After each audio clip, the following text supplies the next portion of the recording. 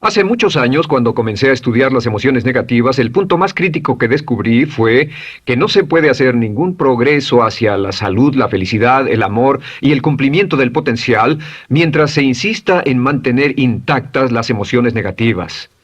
Y lo único bueno de las emociones negativas, si es que tienen algo de bueno, es que las emociones negativas no son permanentes. Lo dice hasta Sigmund Freud, no hay un lugar permanente para las emociones negativas en el subconsciente. En otras palabras, son visitantes indeseados.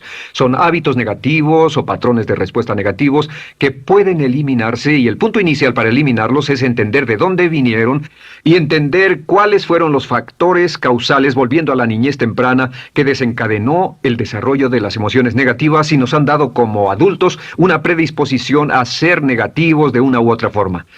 Esto nos lleva al condicionamiento de la niñez temprana. Recuerden que ya dijimos que el punto inicial de los patrones de hábitos negativos compulsivos e inhibitorios era la crítica destructiva. La crítica destructiva es el gran destructor.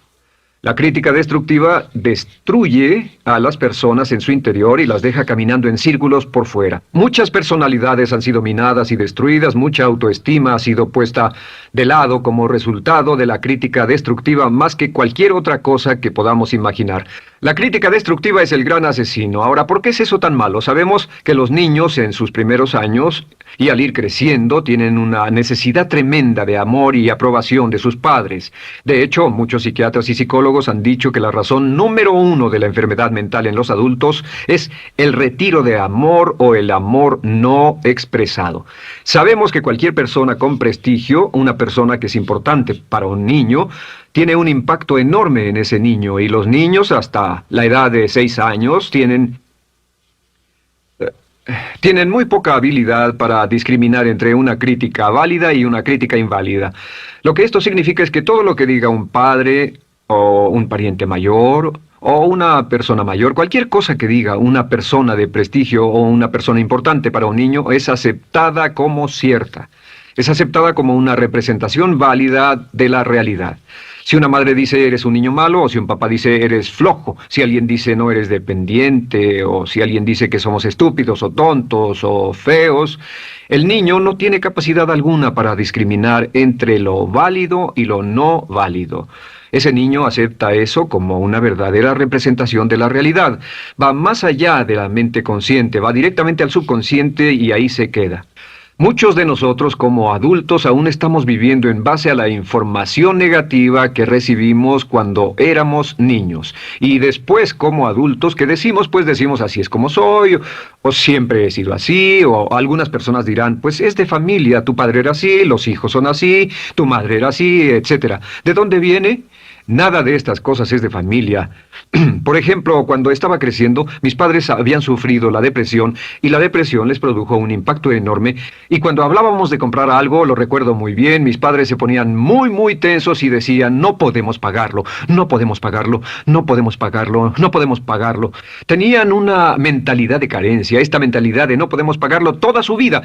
Y luego yo crecí, y aunque nunca he experimentado la depresión, y la mayoría de ustedes, 10, 20, 30, 40 años después, aún estamos diciendo, no puedo pagarlo, no puedo pagarlo, no puedo pagarlo. Aún tomamos como base esas frases críticas, esas frases emocionales que usaban nuestros padres. Tal vez sus padres les decían, como mi padre me decía a mí una y otra vez, nunca acabas lo que empiezas, nunca acabas lo que empiezas. Nunca acabas lo que empiezas. Eres un flojo, nunca acabas lo que empiezas. Y cuando fui adulto tuve muchos problemas para acabar lo que empezaba. Al acercarme al final de la tarea, comenzaba a sentirme ansioso y buscaba cualquier excusa por posponerla o retrasarla. El segundo factor que nos predispone a emociones negativas es la falta de amor.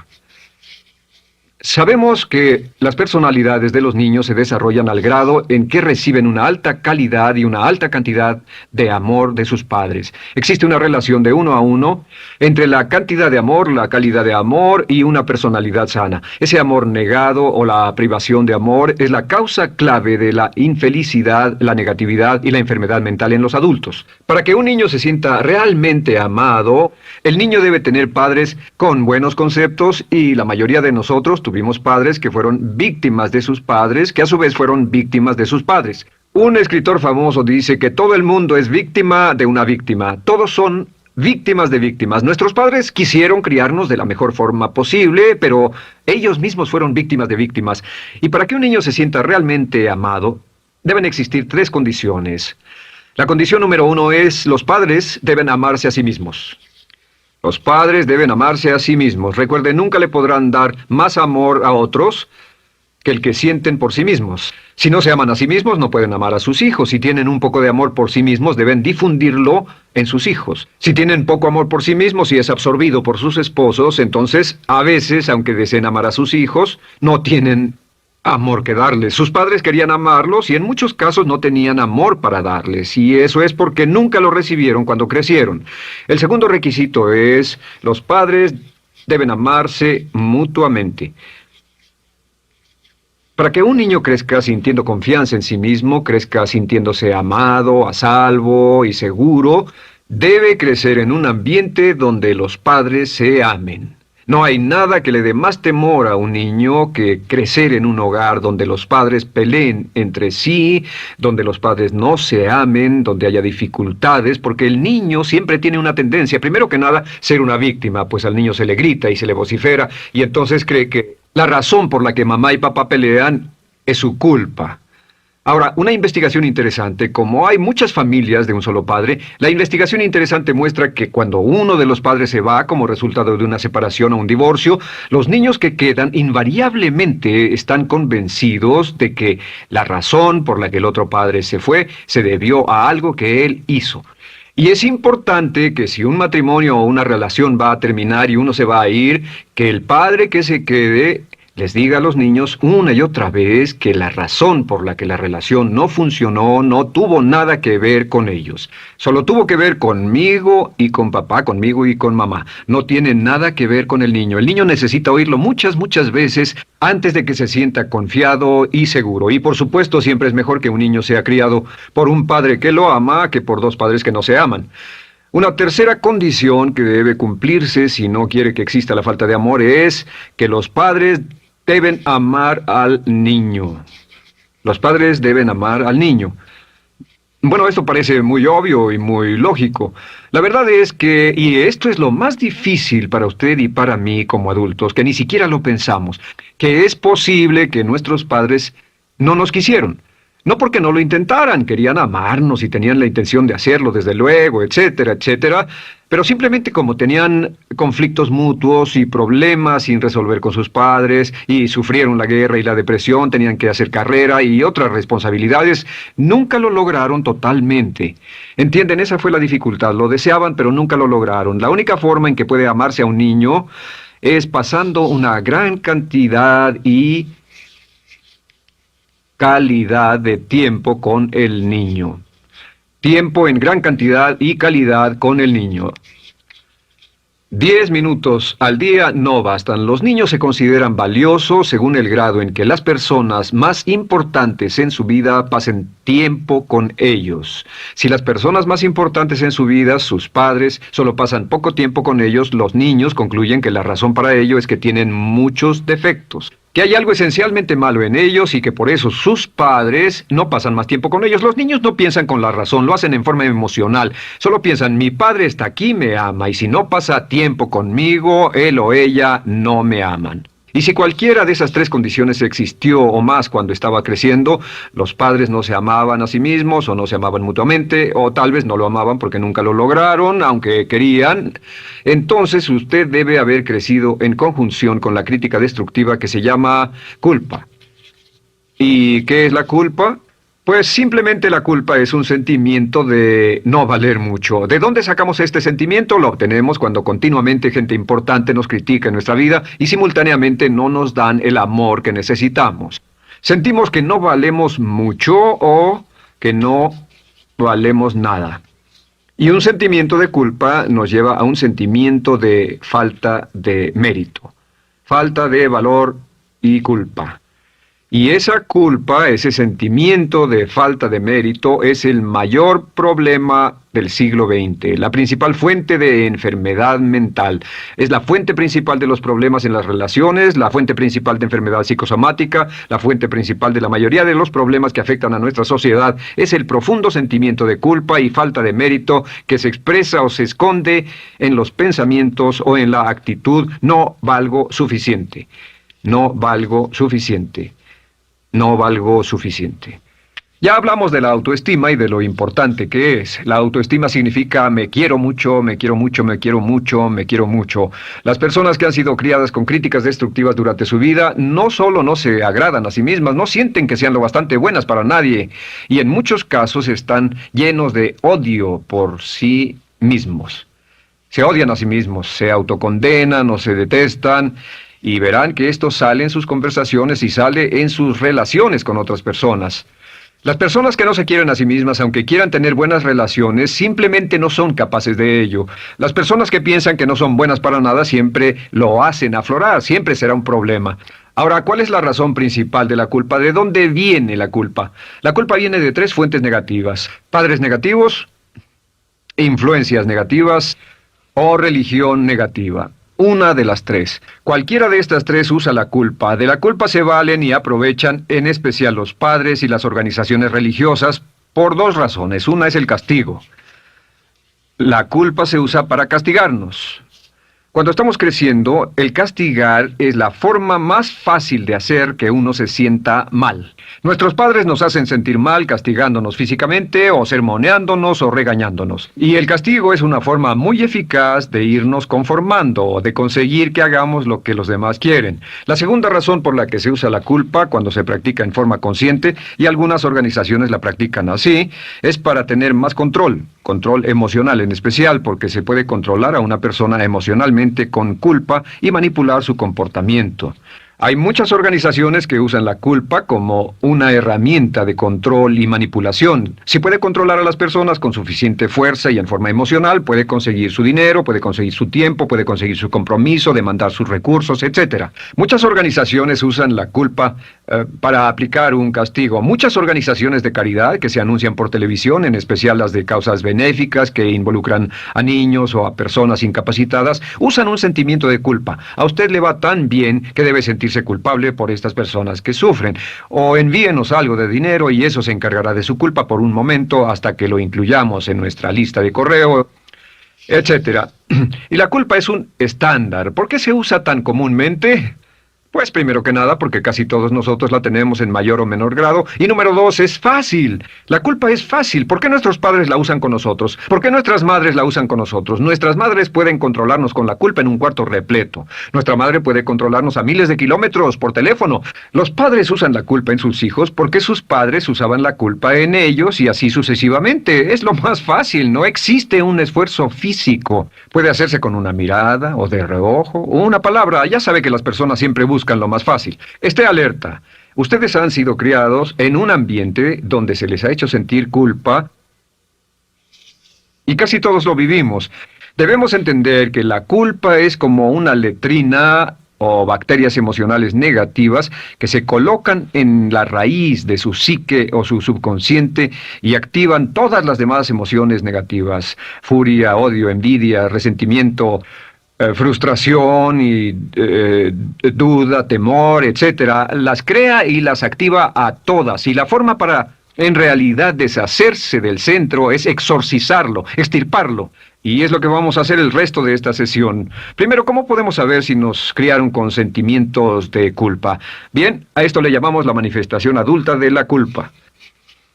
Manifestación adulta de la culpa. Puede saber, probándose a sí mismo, cuánto de esto tiene. Número 1, la manifestación adulta de la culpa es que tiene sentimientos de inferioridad, sentimientos de inadaptabilidad y de no merecer las cosas. No siente que merezca que le pasen cosas buenas. Si una persona ha sido criada con crítica destructiva y se le hace sentir culpa, entonces cuando logra éxito, aún con un tremendo esfuerzo, tiene una tendencia terrible de sentir que no se lo merece. A esto se le llama, por cierto, temor al éxito. El temor al éxito es solo otra forma de decir que la persona que ha estado condicionada a pensar de sí misma como poco valiosa o no lo bastante buena, se siente muy incómoda cuando experimenta el éxito. Se siente muy tensa y a disgusto.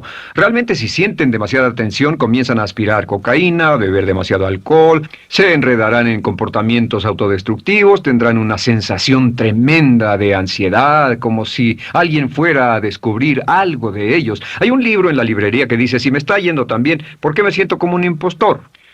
Tienen el llamado síndrome del impostor. ¿Alguna vez ha tenido éxito en algo y la gente ha ido a usted a decirle, vaya, hiciste un excelente trabajo, o eso es maravilloso, aunque haya sido muy duro para usted, y sintió que los demás iban a descubrir, siente como que, es decir, que iban a descubrir que realmente no es bueno, que solo fue un fraude, solo un accidente, y por supuesto es lo que dice, fue coincidencia, fue un accidente, la verdad, no sé ni cómo lo hice. Hacen todo lo posible por huir de ese sentimiento de inferioridad y de no merecer las cosas. Estén muy alertas. La segunda manifestación adulta de la culpa es la autocrítica destructiva. Hay una línea de un gran poeta que dice, aquellos a quienes se les hace mal, hacen mal a su vez. Los niños a muy temprana edad, a veces a la edad de 2 o 3 años, comienzan a menospreciarse, se desgarran, hasta se golpean y se castigan físicamente si se les critica demasiado. Siempre dicen el equivalente de no valgo suficiente o no soy muy bueno, y se castigan a sí mismos. Y la crítica destructiva es un síntoma real de un sentimiento escondido de culpa e insuficiencia. El número 3 es que, fácilmente manipuladas por la culpa, las personas pueden jalar sus cordones de culpa en forma muy simple. Realmente vemos que existen dos tipos de personas en el mundo, los lanzadores de culpa y los receptores de culpa. Invariablemente, estas personas se atraen mutuamente. Y por supuesto el lanzador de culpa es la persona que se identifica con el padre que lanzó la culpa y el receptor es la persona que se identifica con el que atrapó la culpa. Pero los lanzadores y los receptores de culpa se unen, se equilibran perfectamente, se establecen y forman una nueva generación de lanzadores y receptores de culpa. Podemos decir que usted es fácilmente manipulado por la culpa, porque ha estado muy bien condicionado. Su jefe puede tirar de su cordón de culpa, una persona en un autobús puede tirar de su cordón de culpa, una sobrecargo puede tirar de su cordón de culpa. Esté muy alerta a esto. La cuarta manifestación de culpa es que usted la usa. Usa la culpa y culpa a otro generosamente. ¿Por qué? Pues si ha funcionado en usted, la hará funcionar en ellos. Le parecerá que es un intercambio, un trato muy justo. Usa la culpa y la culpabilidad y se convierte en la base de sus relaciones con los demás. Cuando algo sale mal, les echa la culpa a ellos. Algo sale mal, culpa a alguien más. En cuanto hay un problema, busca a quién culpar. Un experimento muy interesante con la cámara escondida hace algunos años, fue que hicieron una plancha de hielo y la pusieron en la acera sin que nadie los viera. No hacía mucho frío, pero lo hicieron y observaron cómo reaccionaban las personas cuando pasaban por ahí, cuando caminaban por ahí, llegaban a esa plancha de hielo, se desequilibraban y se resbalaban, y lo primero que hacían era observar a la persona más cercana a ellos, enojados, verdaderamente furiosos, en otras palabras, buscaban a quién culpar. Y si no había nadie cerca de donde habían caído, se levantaban otra vez, miraban a su alrededor, no había nadie y entonces pateaban el piso, pateaban con fuerza y se iban. Nuestra tendencia natural cuando algo sale mal es buscar a alguien o algo a quien culpar, en especial si nos criaron con una culpa continua. Y la quinta manifestación es lo que llamamos lenguaje víctima. Ahora recuerden que hablamos sobre la ley de concentración. Dice, lo que siembras cosecharás. También dice, si usas lenguaje de víctima, mantienes viva la culpa, la refuerzas, la edificas, la cultivas, la utilizas. El lenguaje víctima es lenguaje como no puedo, no puedo, no puedo. Cuando dice no puedo, no puedo, no puedo, envía un mensaje a su mente subconsciente y la mente subconsciente comprende que está inhabilitado, que no tiene control, que es una víctima. Y cuando desea poder hacer algo, su mente subconsciente retroalimenta su mensaje y dice no puedes, no puedes. Y lo segundo que dice es tengo que, y otra vez no tengo control, no estoy a cargo. Pero existe otra expresión del lenguaje víctima que debemos evitar, y es esta, trataré. Trataré, sea lo que sea, trataré. ¿Qué significan las palabras trataré? Pues déjenme decirles qué significan. Significan voy a fracasar y lo digo anticipadamente para que no me vengan con represalias. En otras palabras, dice trataré de llegar a tiempo, pero lo que está diciendo es tal vez llegue tarde y no pueden reclamarme porque dije que trataría. Cuando una persona dice trataré, está disculpando su fracaso por anticipado. Si fuera al doctor y el doctor lo examinara, lo auscultara y le dijera, pues está en pésimas condiciones, tendremos que intervenir, debemos llevarlo al hospital ahora mismo, me sorprende que haya llegado aquí, usted dirá, bueno doctor, espero que haga un buen trabajo. Y él dice, trataré. Si él dice eso, usted seguramente buscará otro médico. O si va a un abogado. Lo culpan de algo y va a un abogado y le presenta su caso y dice, oiga, va a defenderme, y él dice, trataré. ¿Qué está diciendo? Está diciendo, escuche, he estudiado el caso y por lo que veo no hay mucha esperanza, pero lo tomaré de todos modos. Trataré son los que tratan de conseguir que les pague por anticipado. Otro juego de palabras que no debe usar. Por cierto, con respecto a trataré, lo que debe decir es lo haré o no lo haré. No trataré. Si alguna vez en nuestro negocio, tenemos un negocio muy activo, si llamamos a alguien y le pedimos alguna cosa o algún trabajo y dice trataré de conseguirlo para el viernes o trataré de terminarlo a tiempo, al instante sabemos que lo que quiere decir es que quiere sentirse libre, no comprometerse. Así que nunca dejamos que nadie se vaya con un trataré, debe ser hecho o no, y queremos obtener una seguridad. Si hace falta, nosotros lo hacemos. Cuando dicen trataré, lo que están haciendo es que se están lavando las manos. Esté alerta, la otra palabra es desearía. Dicen que un deseo es una esperanza o una meta sin energía detrás. Desearía. ¿Qué significa un deseo? Desearía significa que me gustaría tener algo, pero sé que nunca lo podré tener. Cuando dice desearía bajar de peso, ¿qué significa? Las palabras no dichas son, pero sé que no puedo. ¿Por qué no? Por las excusas que tiene y el metabolismo que tiene y los problemas, etcétera. Siempre hay razones por qué debe salir, etcétera. Desearía dejar de fumar. Desearía estar en forma. Desearía, desearía, desearía. Cuando usa la palabra desearía, le muestra al subconsciente que esto es algo que no cree que le sea posible lograr o adquirir. Entonces el subconsciente descarta completamente esto como meta y no le da energía, ni motivación, ni impulso, ni deseo de lograrlo. Así que esté muy alerta al lenguaje víctima. Esté alerta a la expresión sí, pero. O lo haría, sí, pero. Alguien le dice, haga esto, y usted dice, sí, pero. La palabra pero, por cierto, es el gran borrador. Si una persona le dice, podría incrementar sus ingresos o incrementar su rendimiento, ser una persona mejor o más feliz o bajar de peso o lo que sea, no importa. Y usted dice, sí, pero. Lo que está diciendo es que está borrando toda la aseveración que ha dicho antes. Manda un mensaje a su subconsciente que dice, no hay posibilidad. Y no hace esfuerzo, no otorga energía, no ejerce capacidad alguna hacia el logro de esa meta. Y las personas que han sido criadas con culpa tienen 5 cualidades o 5 manifestaciones de adultos. Una es que se sienten inferiores, se sienten inadecuadas, sienten que no merecen que les pasen cosas buenas. Estén muy alertas a eso. El número 2... se autocompadecen continuamente, usan la autocrítica destructiva. El número 3... usan la culpa y la culpabilidad en ellos y en otros. El número 4 son manipuladas por la culpa y número 5 usan lenguaje víctima. Así que, ¿cómo nos deshacemos de la culpa? ¿No es sorprendente cómo se aclara esto? Este pizarrón, todo se borra. Tengo una varita mágica cuando me voy a sentar al escritorio. Entonces, ¿cómo nos deshacemos de la culpa? Para deshacerse de la culpa...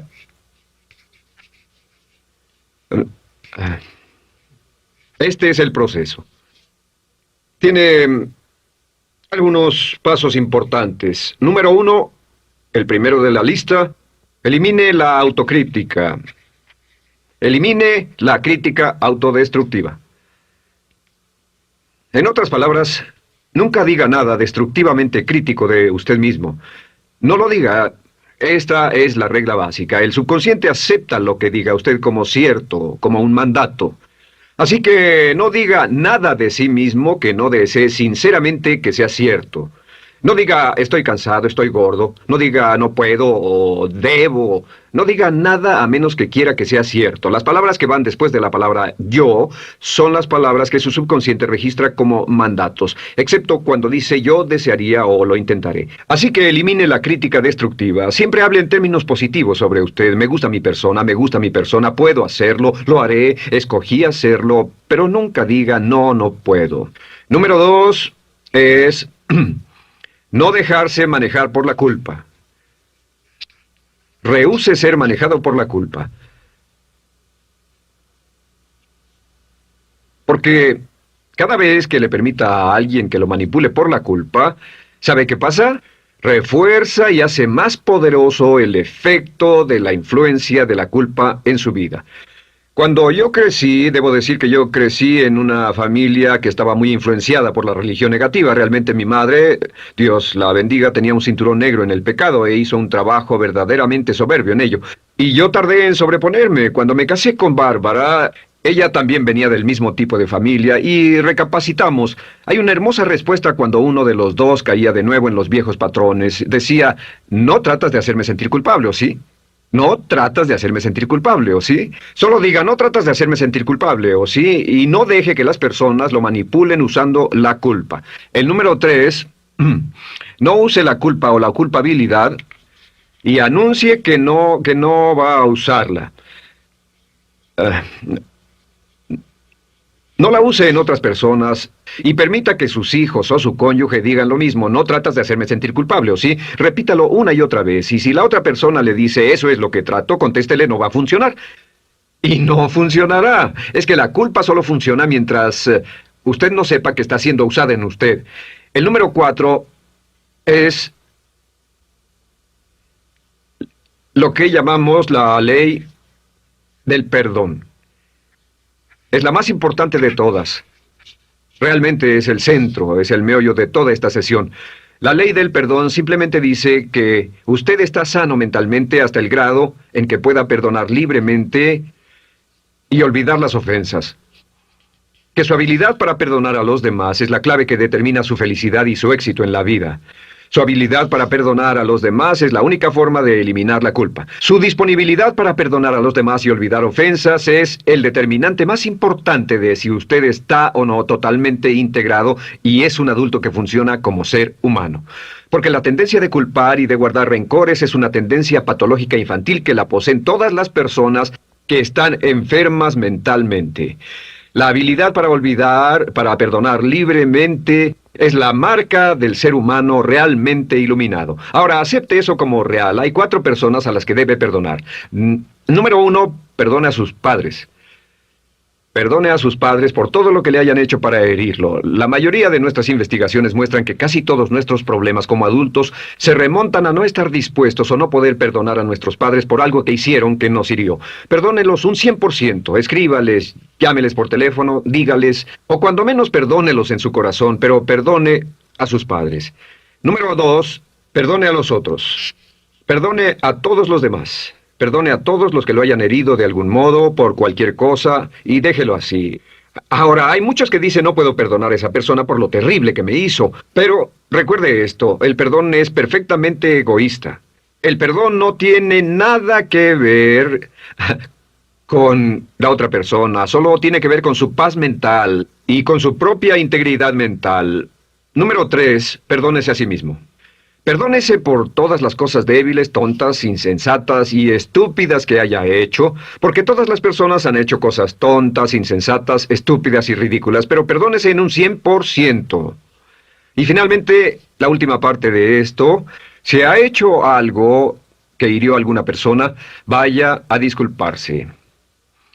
Es sorprendente el hecho de vidas que se arruinan año tras año por personas que no tienen la fortaleza intestinal, las agallas y el valor para decir lo lamento. Una de las cosas más importantes es desarrollar carácter hasta el grado en el cual hacemos las cosas que son muy difíciles para nosotros, hasta el grado en el cual hacemos las cosas que sabemos que están bien, aunque sean difíciles, en especial cuando son difíciles emocionalmente. Y la clave para deshacerse de la culpa, la clave para ser una persona total y completamente positiva, es perdonar a los demás. Perdone a las personas con quienes ha sostenido una relación. Perdone a sus jefes anteriores. Perdone a los amigos que lo han herido. Perdone las inversiones que estuvieron equivocadas. Perdone a los jefes que lo despidieron. Perdone a sus padres. Perdone a todo el mundo. Desarrolle una actitud hacia la vida con la que rehúsa guardarle rencor a los demás. Solo repita una y otra vez: los perdono a él o a ella por todo. Los perdono por todo. Los perdono por todo.